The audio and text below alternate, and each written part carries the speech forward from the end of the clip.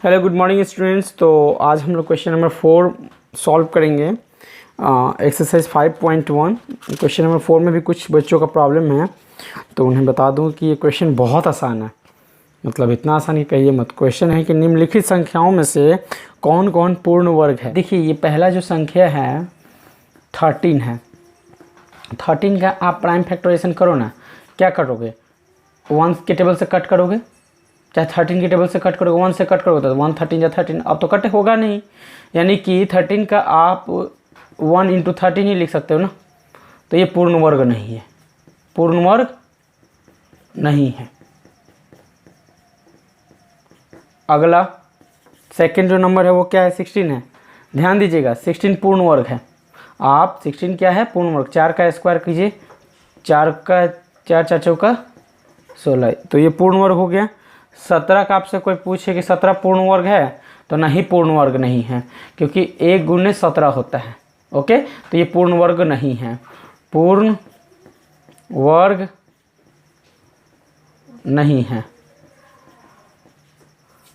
चौथा नंबर जो है उसमें नंबर क्या है? 48 है। 48 को थोड़ा आपको एक बार चेक करना होगा। 48 को देखिए 2 से कट किए 24 बार में कट हुआ, फिर 2 से कट किए 12 बार में कट हुआ, फिर 2 से कट किए 6 बार में कट हुआ। यहाँ देखिए 6 रखे हुए हैं, 2 से कट किए 3 बार में कट हो जाएगा, फिर 3 1 3। अब देखिए जोड़ा क्या क्या बन रहा है? एक जोड़ा, फिर एक यहाँ पे है, एक यहाँ पे है। ये 3 तो अकेले हो गया ना। जब 3 अकेले हो गया, 3 का तो जोड़ा बना नहीं, तो इसलिए हम कह सकते हैं कि पूर्ण वर्ग नहीं है। ये इसका यही ना बन रहा है। देखिए 2 × 2 देखिए 1 2 3 3 2, एक 4 2 और एक हो गया 3। तो देखिए इसका जोड़ा बन गया, इसका जोड़ा बन गया, लेकिन इसका जोड़ा कहाँ बना?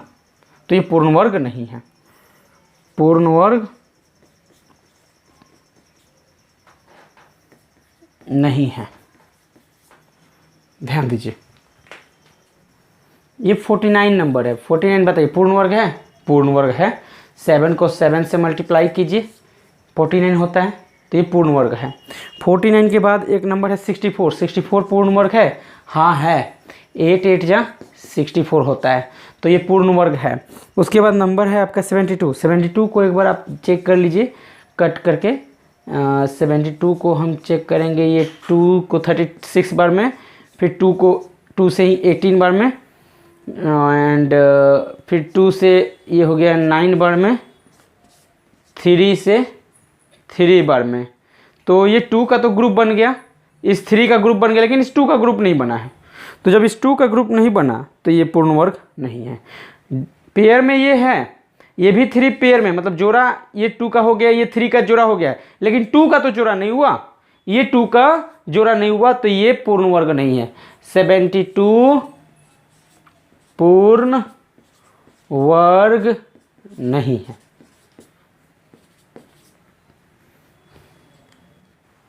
एक नंबर है 343।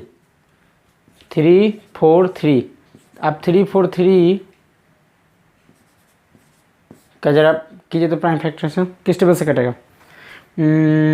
7 के टेबल से कटेगा। 7 4 जा 28, बचेगा क्या? 29 30 31 32, 7 4 जा 28 31 74,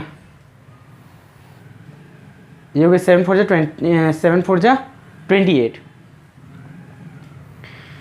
28 और 6 मिल के क्या हो जाएगा? 34, यानी 6 और 3 63, 7 9 जा 63, फिर 7 से कट जाएगा, 7 7 जा 49। यानी कि 343 का 1 2 3, तो ये पूर्ण वर्ग नहीं होगा, क्योंकि इसमें एक जोड़ा तैयार हो गया 7 का, लेकिन एक बेचारा अकेले पड़ गया। अब ये अकेले पड़ गया तो पूर्ण वर्ग होगा नहीं, पूर्ण वर्ग नहीं है, पूर्ण वर्ग नहीं है।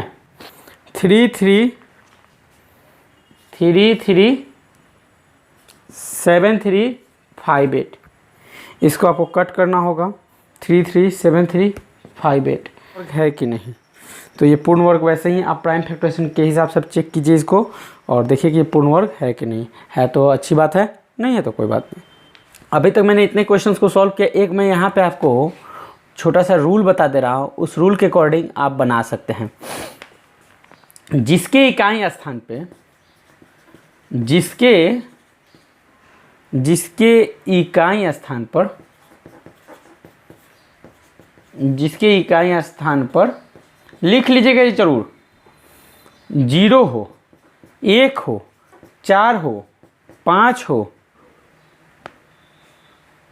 6 हो तथा 9 हो, मतलब ये सब अगर होता है तो ये पूर्ण वर्ग कहलाता है। मतलब इकाई स्थान पे ये सब अगर डिजिट आ जाए तो वो पूर्ण वर्ग कहलाएगा। क्या कहलाएगा? पूर्ण वर्ग कहलाएगा।